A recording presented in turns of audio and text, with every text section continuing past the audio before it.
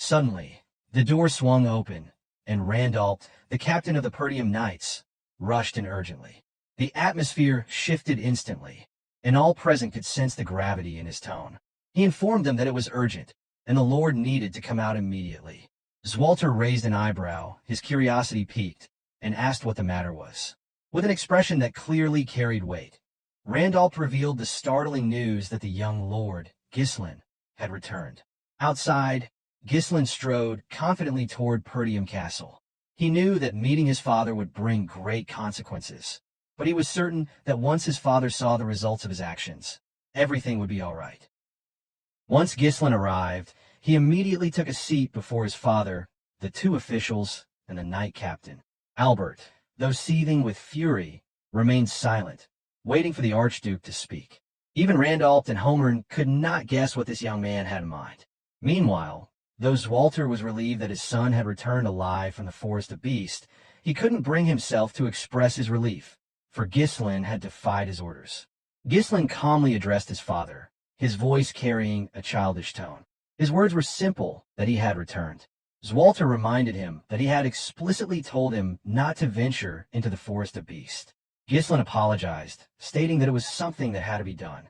This response only prompted confusion from Homern, who questioned what Ghislain meant by that had to be done. Randolph followed, asking whether Ghislain truly believed it was worth disobeying orders for. Entering the Forest of Beasts was a serious offense, Randolph added, emphasizing the danger not only to Ghislain's life but to the estate itself, emphasizing the risk if monsters had poured out of the forest and attacked the estate.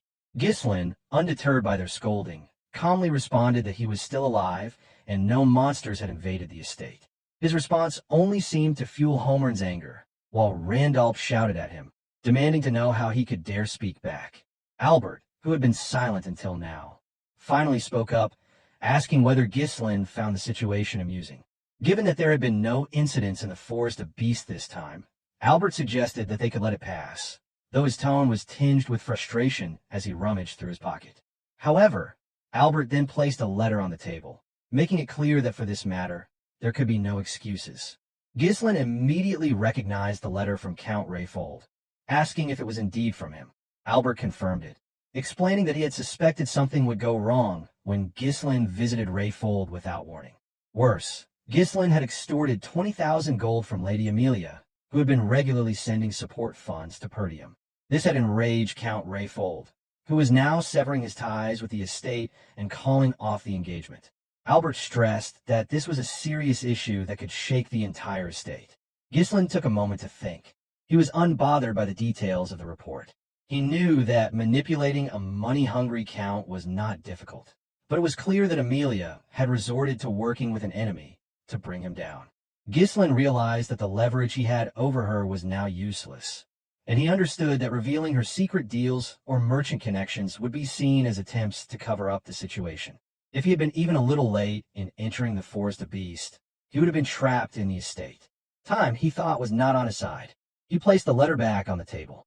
Albert, urging Ghislain to speak, questioned whether he had anything to say in response. Homern, interrupting, suggested that the 20,000 gold should be returned immediately. Randolph sighed, remarking that the amount would have covered the Knight Order's expenses for some time. Ghislain responded simply, stating that he had spent it all.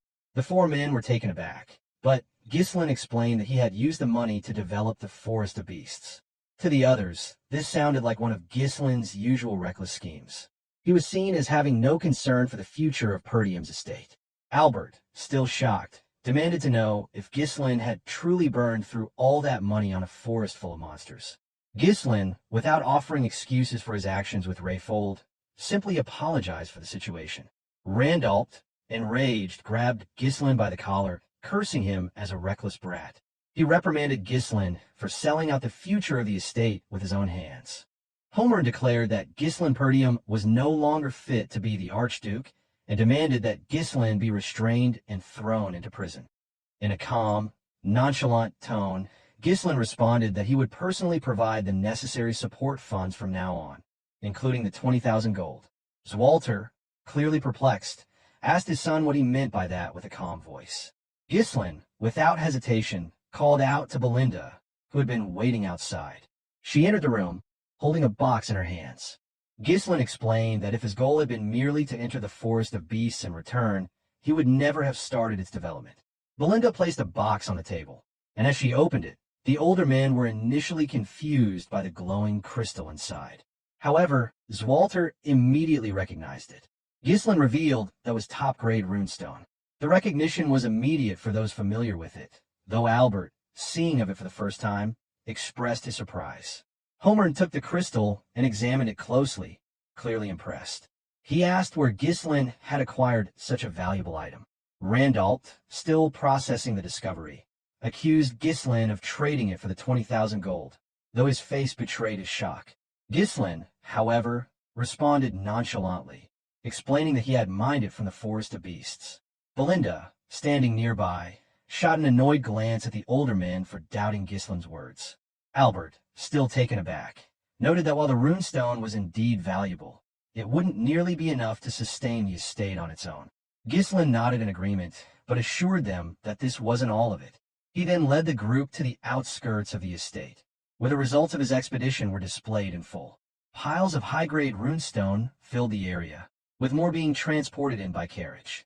In addition, the corpses of various monsters, valuable for their remains, were being sorted by the mercenaries Ghislain had hastily gathered for the mission. Homer, amazed at the scale of it all, asked Ghislain how much of this had been collected in just 15 days. Randalt, even more astonished, questioned whether he was seeing things. Zwalter, equally surprised, turned to Belinda and asked if everything had truly been obtained during the expedition. Belinda responded with certainty, affirming that Ghislain had personally led the effort and secured all of it. Ghislain, with pride, explained that the haul included the remains of various creatures like the dirus int and the blood python, but that the runestones here were just a small fraction of what had been mined from the vein. He reiterated that the purpose of the development was to benefit the estate, and as such, everything should be used for its benefit. Albert, reviewing the situation, estimated that with this much material, they would no longer struggle with support funds. The realization struck Randalt and Homer, leaving them shocked and impressed. Their demeanor shifted as they approached Ghislain, offering praise for his remarkable success. Randalt, acknowledging Ghislain's exhaustion from the expedition, spoke first, expressing his admiration. Homer followed, offering his own compliments, and the two even massaging Ghislain's shoulders in gratitude. Ghislain, however, had a few conditions before he would offer his support. He listed them one by one. The first condition was the immediate release of Scovin and Ricardo, as they had only followed his orders. His second condition was that public access to the Forest of Beasts remain restricted, warning that unnecessary rumors could harm the estate. After considering these requests, Homer found them reasonable, but Ghislain's third condition was far more contentious. He insisted that he would personally recruit and manage the mercenaries and security forces, as interference with the movement of troops within the estate would only waste time. Homer, alarmed by this suggestion, voiced a strong objection, demanding to know if Ghislain was proposing to form a private army. Equally concerned, Randolph voiced his objection, questioning what Ghislain might do with such an army. Albert, maintaining a more composed tone, stepped in to clarify the situation. He told Ghislain that he was mistaken if he thought he could simply do as he pleased without interference. He reminded Ghislain that his current position was one where he should be seeking forgiveness, not making demands. Ghislain, however, calmly explained that he was only setting the necessary conditions to replace Rayfold's financial support. He added that delays in operations like these would have a negative impact on Perdium's finances. He then turned to Albert, challenging him to consider if he was truly fine with the consequences of such delays. Albert, momentarily speechless, had no immediate response. Seeing the tension escalate, Albert turned to Zwalter, urging him to intervene. He pleaded with his brother, asking him to take control of the situation before Ghislain's demands jeopardized the future of the estate. However, Zwalter remained silent, watching the events unfold. Suddenly, a voice from behind called out to Ghislain, drawing the attention of everyone gathered. It was Gillian, who greeted Ghislain warmly. Kayer, standing nearby, also welcomed him with a smile, and Gillian praised Ghislain for his efforts.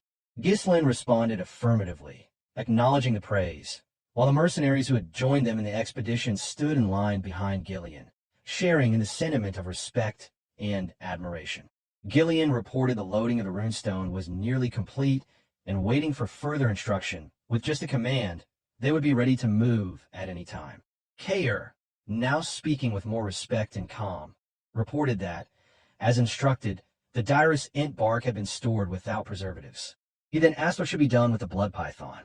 Ghislain gave the necessary instructions, telling them to dismantle the python's body, separating the venom, blood, flesh, and hide to prevent decay. The mercenaries responded affirmatively, ready to follow his orders. Zwalter turned to Randalt, clearly impressed by the mercenaries' presence. However, he couldn't understand how Ghislain had managed to command such powerful individuals. Zwalter agreed, remarking that the mercenaries seemed like an elite unit. This prompted Ghislain to turn around and respond. He acknowledged the comment, but also explained that without the mercenaries' help, the expedition would have been extremely difficult. Zwalter, observing his son, saw him in a new light. Zwalter then commanded the officials to return. As he turned around to leave, the others hesitated for a moment, but followed, as he gave them no opportunity to question his decision. Before departing, Zwalter addressed Ghislain, choosing to overlook his action this time. However, he reminded his son that if he disobeyed his orders again, there would be consequences. Ghislain, grateful but firm, thanked his father and expressed that one day he would inherit the estate as its rightful successor. As he walked away, Zwalter remarked that Ghislain had the spirit of the Northern Wolf. The title referred to the Count of Perdium, who protected the northern frontier of the Kingdom of Lithuania. Ghislain's father, Zwalter, had led a lonely life. With weak military power and an estate suffering from poverty, he had been forced to defend the northernmost frontier for years. He had devoted his entire life to protecting the estate, without the company of his wife, Elena, or even his son. In the end, his reward had been a lonely and forgotten death. With the immediate tension subsiding, Kayer expressed relief, remarking that they could finally relax a little. Belinda, still concerned for Ghislain, asked if he was heading straight back to the castle. Ghislain replied that he wouldn't rest just yet, instructing Belinda to prepare everything so they could depart at any moment. Surprised, she asked if he wasn't going to rest.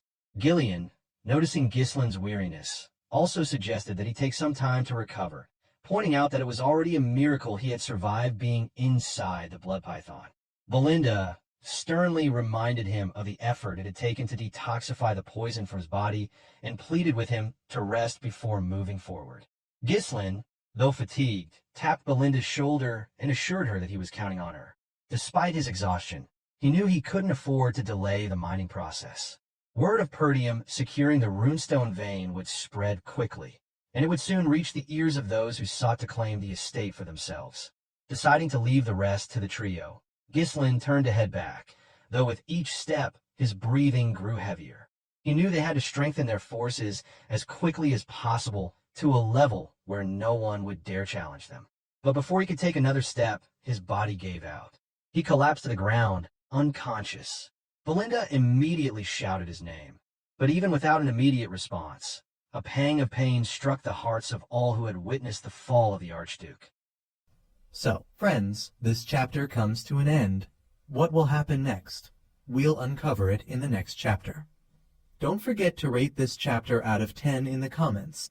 We'll see you in the next video. Until then, take care and goodbye. Don't forget to like the video and subscribe to the channel.